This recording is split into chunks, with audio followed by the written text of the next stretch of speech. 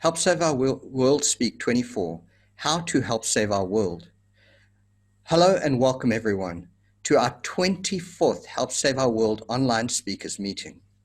I'm Denis the Teacher, your host for the next hour. Due to popular demand, we will speak about how best to change our world, to reverse the destructive trends and deal with the powerful forces that are creating and perpetuating those trends. So what I'm going to do now is to take you on a thought journey. How do we help save our world, change and transform our world, and survive extinction? I know where others are coming from because I can see what they see. I've lived through and seen it happening right in front of me. I see, know, and appreciate their sense of urgency for change, because there seems to be no stopping that flow of destruction, the growth of civilizations and empires, which is racing us towards a horrible end. The threat to our survival is immense, and the solutions are urgently required. And time is running out. It's now or never. Nature needs us now. So is it the best solution to do what some have suggested? Get rid of all humans? Take out the people in power? The captains of industry? To stop that destructive force? I think back to the Russian and the French revolutions. During the Russian Revolution, the Tsar and his family were literally shot and killed. The French, in the case of the French Revolution, the people used guillotines to chop off the heads of the aristocrats. However, this did not really solve the problems. It was just a shift of who held the power. The systems were still based on fear, forced labor, money, and centralization of power. No matter what they called the systems, socialism, communism, capitalism, they were all money, labor, and consumer-based, centralized, power-based societies. Fundamental change did not happen. As we can see with the changes of figureheads like presidents, the institutionalized behaviors like wars just roll on, no matter what. Institutions are the problem. Institutionalized thought and behavior needs to change. And you cannot change that by chopping off heads, because it will just be replaced by another. Your mother, the giver of life, your provider, nurturer, creator, maintainer of the atmosphere and environmental womb and the ecosystems of nature and life, is dying. And she is calling out to you, please be responsible and come and save me, or I will not be able to keep you alive. Your loving, kind, honest, giving child within you is crying out to you to return to health, happiness, and oneness with your mother. Are you listening? What are you doing to save your mother and yourself?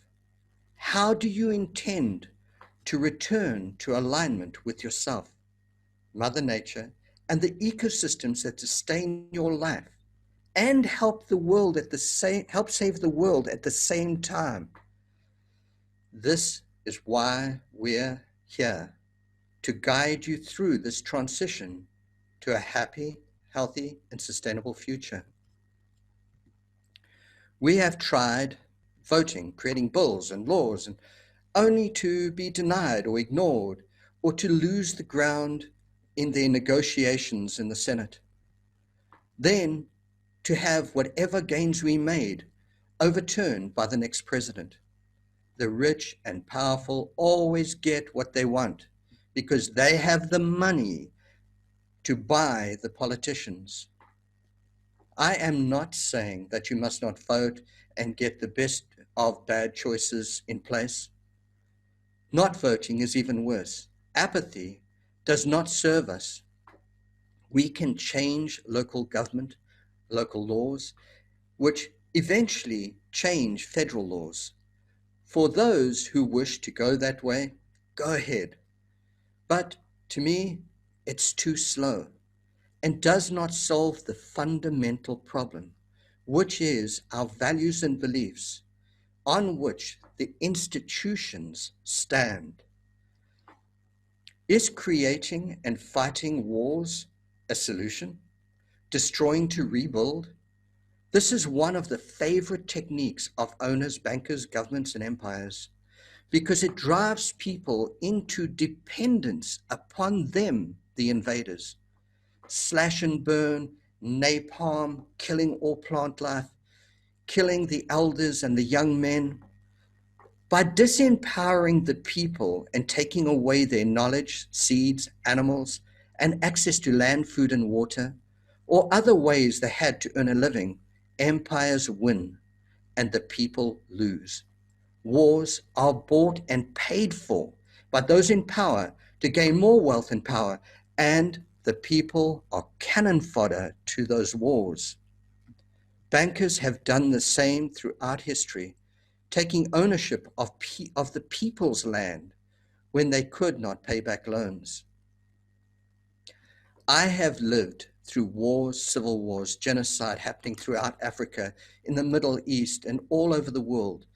I have lived through, studied and researched civil wars, coups d'etats, and revolutions. I've witnessed trade agreements and the buying of corrupt governments, then the subjugation of whole populations of people to poverty and slavery through trade agreements, and the devaluation of currencies. Our currency right now is trading as 18 to 1 to the US dollar.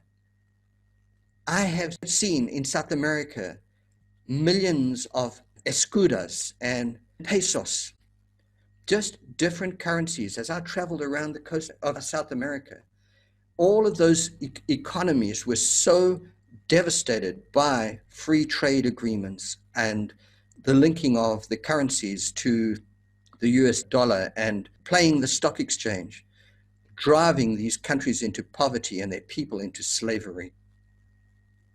I have been a peaceful protester for many years in America while watching rebellions and rioting happening around the world, and all to little or no avail.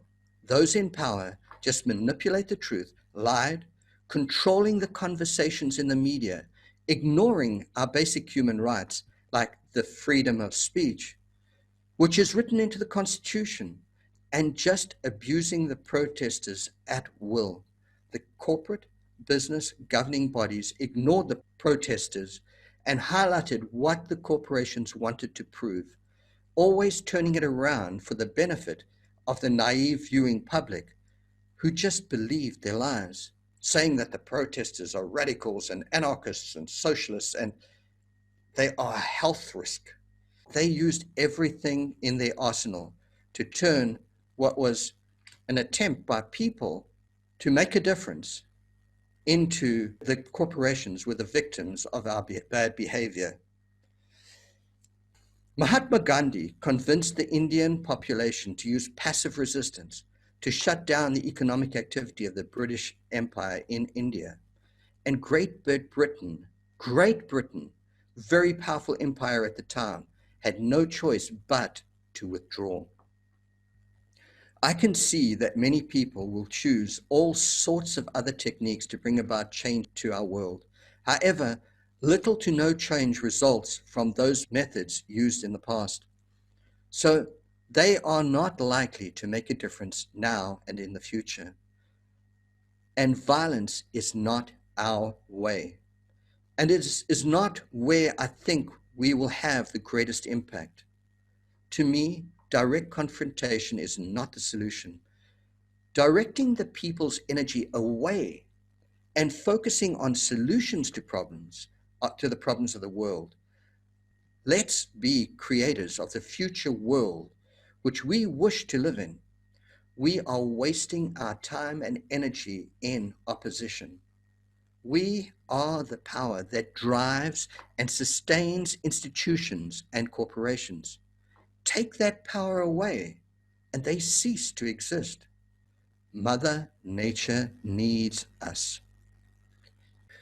To carry rocks, build gabions in erosion ditches and valleys, to slow down the flow of waterborne soil, to slow down erosion, to slow the flow of water off the land, to slow wind erosion by planting cover crops and plant life and trees, to feed soils, spread the seeds, to nurture and protect and to grow abundance.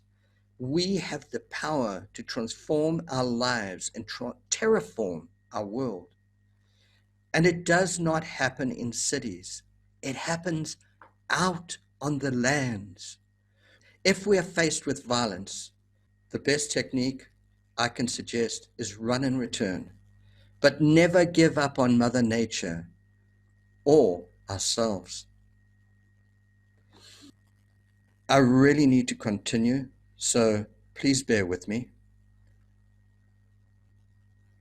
Alex and I have been on many thousands of these thought journeys, and I have spent a lifetime questioning, analyzing, experiencing, studying, and living through these life's experiences and thought journeys with many other people. So I should know better than most what are the best solutions, having gone there, been there, done that, while always thinking, what is the truth? And in what way could we have done that better? I understand that there are big collective actions which are needed right now to help save our world. We need to urgently stop and reverse destructive trends like global warming, deforestation, desertification, destruction of topsoil, loss of topsoil, soil erosion, poisoning of our lands, our air, our water, the extinction rate, overfishing, pollution of the air, the lands, the rivers, and the oceans. We need lasting solutions, and now. What should we be doing? The best thing you can be doing is to question everything in search of the truth. Change your thoughts and behaviors and purchases so they support the growth and health of our world. Learning what we are teaching here and changing one step at a time will transform the way you think and live in our world. Thus, you will manifest a happy, healthy, and sustainable, abundant future for your children and all life on planet Earth.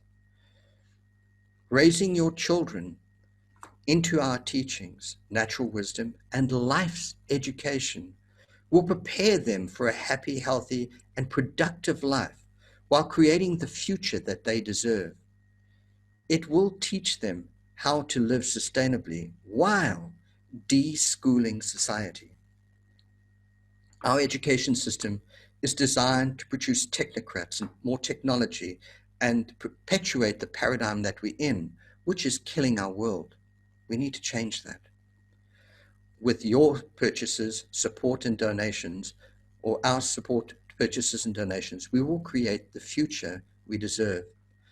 At the same time, we will be empowering people who are in service of Mother Nature and the future, while disempowering and decentralizing the wealth and power from the wealthy, from the banks and the destructive institutions, from abusive agricultural practices, from corporate agribusiness and the rich and powerful, and return it to the people and to Mother Nature, while putting our energy back into the land, back into life, nature, the people, and back into living ecosystems on the land. Saving the seeds and life that still exist is fundamentally important. It is not done by exclusion. Wise, skilled, informed, and empowered humans need to be part of these growing ecosystems. Is everyone with me? of these ecosystems and solutions, then repopulating the planet with what the planet needs, living systems, biodiversity, is our human imperative. We have to do this. Creating migration out of cities and reintegrating transformed, informed humans within the living, growing natural ecosystems is essential to our continued survival. You cannot escape captivity and being a cog in the machine until you return to the land and nurture it into a living system. We do this by creating sustainable teaching eco-villages and spreading them across the world. This is a transition process of re-education, reintegration, re-establishment of growing living systems that support life, bringing communities back together. Spreading the seeds and the nutrients saves our ecosystems and helps them grow. Spreading these communities around the world is and will be our salvation. We ultimately need to awaken people of the world to the truth, create awareness, raise their collective consciousness to an enlightened state of being. Taking them on a quest for the truth and transformation, we empower the people of the world with the knowledge, skills, and wisdom they need to manifest that happy, healthy, sustainable future, that ultimate utopia. Let's make that the norm. Through what we are doing here, let's guide, inform, and educate humanity into an age of reason, where we live in love, balance, and harmony with the flow of life and nature together, growing, nurturing, and manifesting the future we all deserve to live in. How do we do this? The solution is a paradigm shift. Change our values and beliefs. Create a movement towards living in love, balance, and harmony with Mother Nature as our guide. Change our ethics. Change the way humans think and live in the world, and they will manifest the world that we deserve to live in. No solutions will work unless they include humans as part of the solution. Include indigenous people in the ecosystems, in the eco-villages. Learn from them and teach them too. Re-education, empowerment, community, and service is an honor which is appreciated and respected. The highest honor or perceived success is of how you were of service to Mother Nature and all life in our world. If that is carrying rocks your whole life to fill ditches to prevent soil erosion, that is success. Our biggest problems can drive our biggest solutions. 7.6 billion people doing what is necessary to transform our world will achieve amazing things. It is by disempowering those in power and empowering the people who are creating the future we desire and deserve to live in that we will have the most impact. Without humans, we've lost the game. By coming back together as community, we reestablish our people's power. By growing living systems, we empower ourselves, our community, and living systems. Healing our soils and our land, we heal ourselves and our world around us. We are either wise seed spreaders, nurturers of our world, and the creators of our future, or we are takers and plunderers and destroyers racing to extinction. What are you? Do you choose love or fear? The future is in your hands. What do you wish to create? Let's convert our death-based system into a life-based system. Are you with us? Because together, we have the power to transform our world. Thank you.